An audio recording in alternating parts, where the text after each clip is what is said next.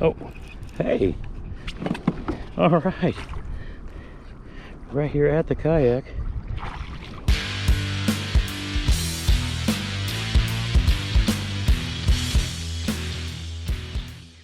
All right.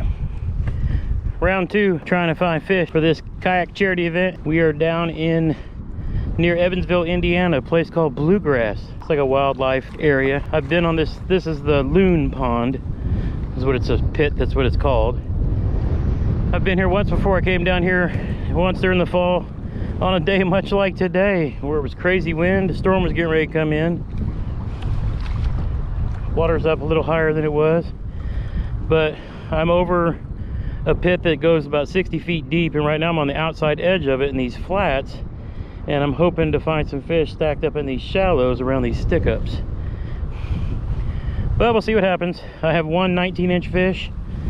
I didn't get a chance to get out this week to my local lake that's public, Boggs, to add 4 more dinkers to start culling.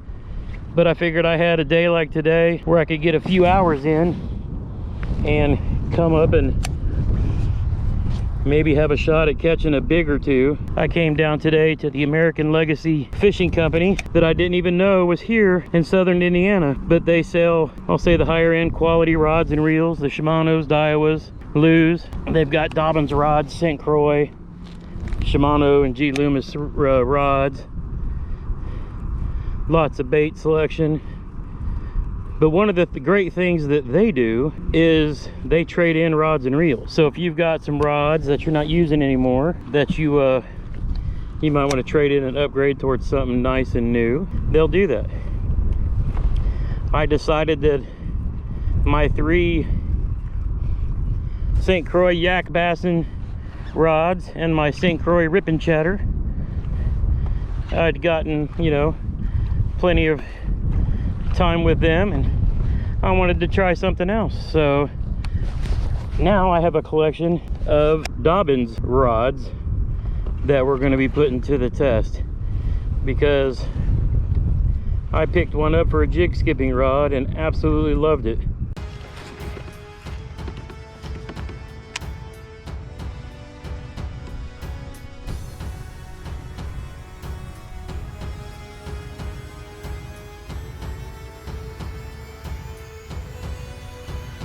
Maybe. Oh yeah. Just like that. Look at that. That is a hell of a way to start a tournament day. That is a big fish. That is how you start a tournament, boys. That is a quality fish right there. Juicy jig and bandito bug to start the tournament with. Champion XP, my new setup. Work like a champ. And now I have crankbait rod, frog rod. This is, I'm temporarily using it as a chatterbait rod. This is for spinnerbaits, light Texas rigs, flukes, Senkos. But today it's taking the place of my chatterbait rod. And I have a chatterbait rod on its way from Dobbins in Texas. So Gary Dobbins, the owner of Dobbins Rods, offers a 30% discount on his rods. And I'm not talking about just his commercial rods, or I say commercial, like, you know, his more budget friendly rods, because they're quality up and down the line. But he offers 30% discount on his cheapest rods and his most expensive rods. And as I understand it, he does it just because he and his company support first responders, military, veterans, and this is their way of giving back. That is absolutely incredible to me. So I've decided that all of my tournament lineup of rods, I've moved from St. Croix to Dobbins. Now obviously I have a bunch of Guggen rods that we're testing out this season. We'll continue to do so, because to me those are very quality, budget friendly rods. Now I'll be doing commentary as I fish today, but I'm not gonna have much expectation because of so much wind going. I'll probably have to do voiceover, do a lot of this, but you never know. But I'll tell you what, how could I not invest my dollar into a man who is investing his dollar into something he believes in? Now, I fully believe everybody should fish to their skill level and equip themselves, you know, appropriately. If you're brand new to fishing, it does not make sense for you to start out with a $300 Lew's, Daiwa, or Shimano reel. I tell everybody fish within their budget. Now, if you're one of those folks who say, I'm gonna save my money and buy once, cry once, and find an all-purpose rod and an all-purpose reel, by all means, that is a great way to do it.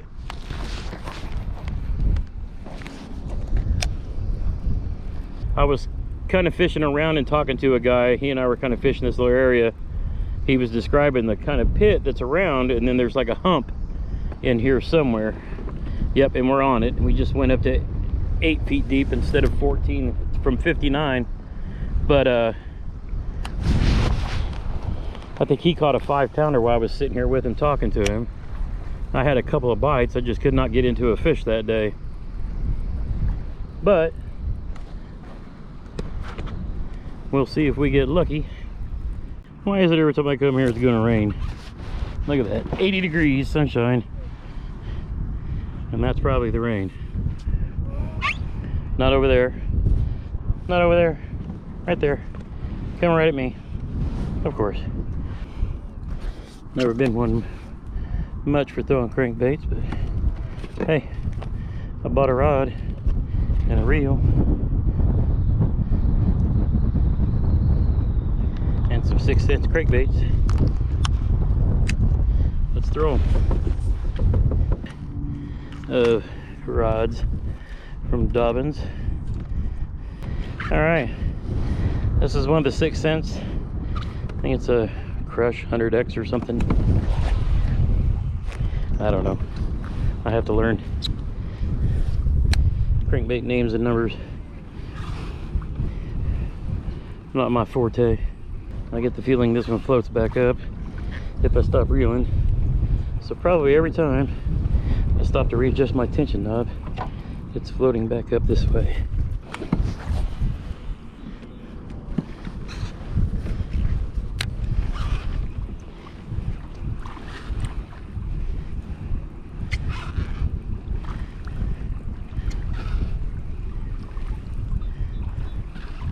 The kayaks just take me where I want.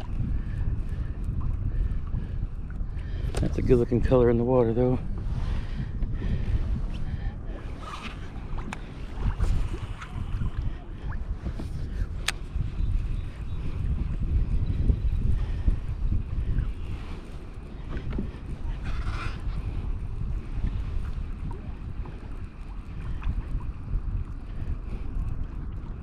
Oh, hey. All right. Right here at the kayak. First crankbait. All right, way to christen the... Oh man, that might be a keeper too. That might be 12. Oh yeah. We're gonna hurry up and get on the boards before this wind blows us. All right. I'm going to show you how we measure these. First, I put him on the donkey leash. And then I set him in the water. Now that I got him in the water, I'm going to get my crankbait secured. This is where I need an anchor, so I can find an open spot like this and drop it, and then I'm safe. But I didn't think about that, and I should have. So what I'm going to do is I'm going to take and reverse my net and put it over on this side, because fish like to jump off the board. Okay, photo facing forward, good there. So now I take my board and I wet it.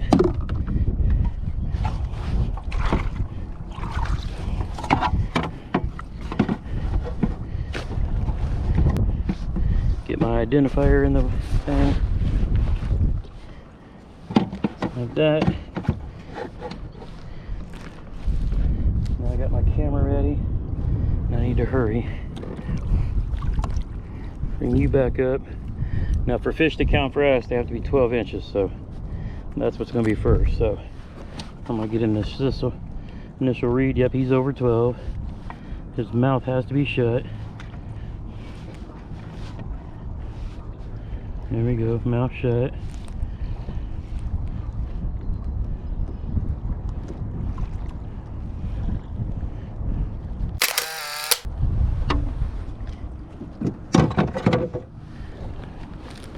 Yeah, if I don't have a good one there, I'm screwed. But now normally I'd upload those, but I'll wait till we get back to the truck. We've got 48 hours, so if that was a big one, I would take several pictures, put him back on the dog leash, and then you know, check to make sure all the pictures are solid. But we're on to something.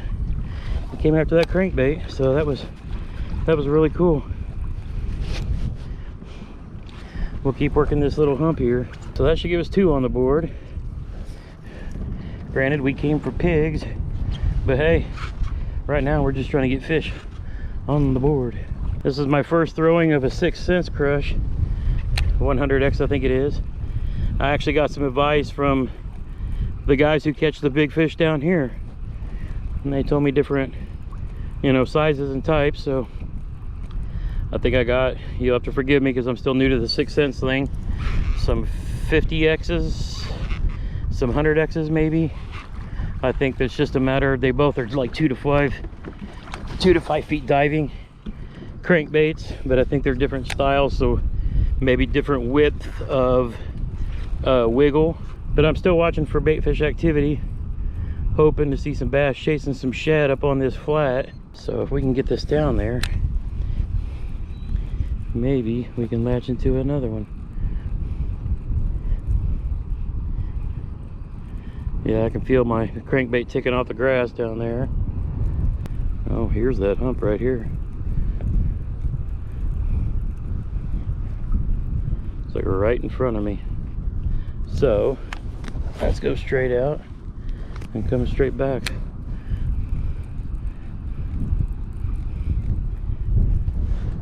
I don't know if that was grass or the hump. Nope, another little fish. I don't think he's going to do us. Oh, don't get a crankbait in your finger. I don't think he's 12.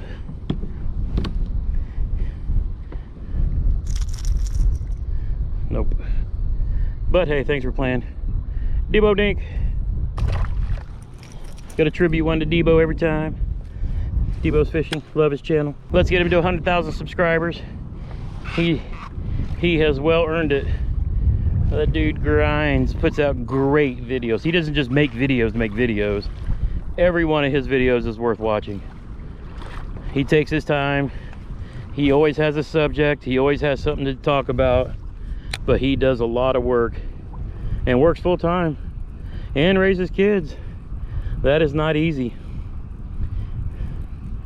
But he is well worth the watch, well worth 100,000 subs and more. So yeah, here's that little flat spot again, 4 foot of water when I was just in 8. And then literally 50 yards that way is like 60 feet of water.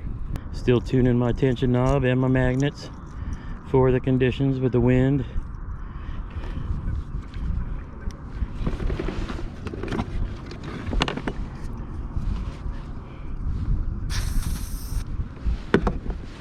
Keep that line conditioned, because again, your first few times out of the year, if you just relined all your rods, got to keep that line happy. But as you can see, I'm not having any problems casting in the wind. I just adjust a brake here, a tension there, with each cast ending with and against the wind, kind of get it dialed in for this particular weight of bait. Your weight of your bait, your line size, it all matters coming together. But once you get it tuned, you can do what you need to with it. Taking off that grass again. Yep, hit the top of that hump. You could probably see my rod tip kind of jump there. Crankbait rods are pretty limber in the tip, so you'll see it when it happens.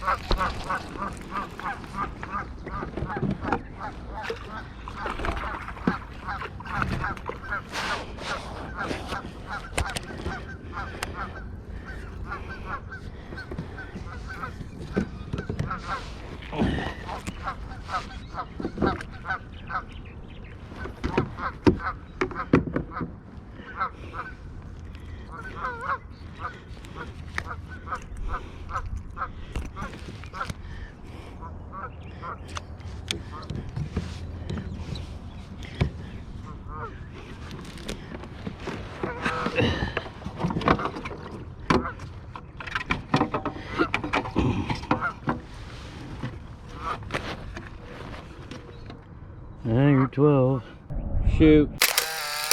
I use the voice commands just because it's easier to get the picture. All right, thank you for playing, Mr. Dinker. Well, guys, I'm kind of surprised that we didn't catch any more fish, especially as the sun started going down, but hey, you just never know. Just wait. That's fishing for you. I hope you enjoyed the tour of the American Legacy Fishing Company. Graham and Jordan and the rest of them, all great folks. It's pretty awesome. Right here in southern Indiana, right down the road in Evansville. Caught 2 dinks, caught 2 keepers.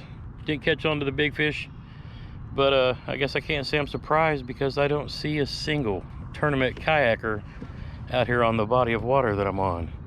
So that tells me that they're fishing. They're just not fishing on this pond. So I need to do some better research. But hey, we didn't get skunked. We broke in the new rod. Had a good time. Introduced our new main fishing rod line that we're going to be fishing with from here on, Dobbins. And I still got those Guggen Gold and Guggen Green rods we'll be using. And it's starting to rain. So with that, it's time for me to get back to the truck. As always, get outside when you can and make a memory. They last a lifetime.